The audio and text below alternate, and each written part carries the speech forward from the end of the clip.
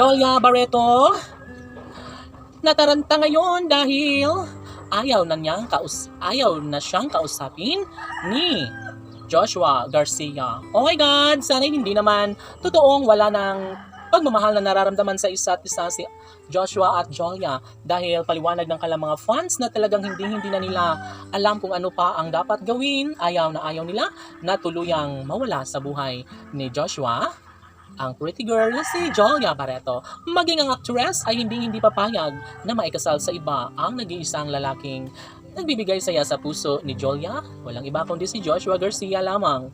Ay naku naman, sana'y wag naman na mangyari na basta na lang na bumigay o isuko na lang ni Joshua ang pretty girl na si Jolia.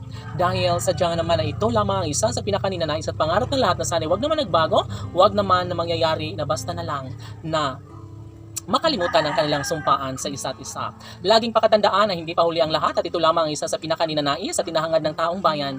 Never umano na mangyayari na magkaroon ng walang hanggang pagsasama sa relasyon ni Joshua Garcia at Jolia Barreto. Yes na yes, at ito lamang ang nararapat na patunayan ni Jolia at Joshua dahil maraming nag-aabang at nangangarap na sana'y magiging pabor naman ang panahon na makatuluyan na nga ni Joshua ang gwapong aktor, ang pretty girl na si Jolia Barreto.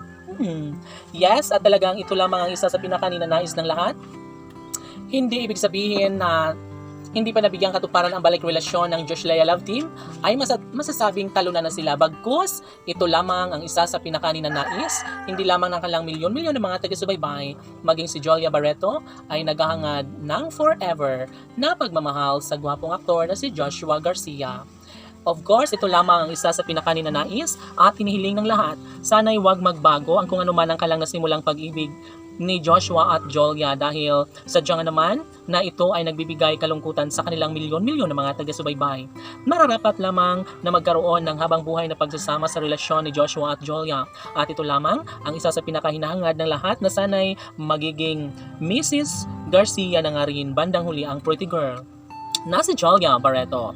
Anong saya at ligaya ang mararamdaman ng kanilang mga fans, lalong-lalo na kapag mabigyang katuparan ng lahat, kapag magkaroon na ng walang hanggang pagsasama sa relasyon ng pretty girl na si Jolia at Joshua.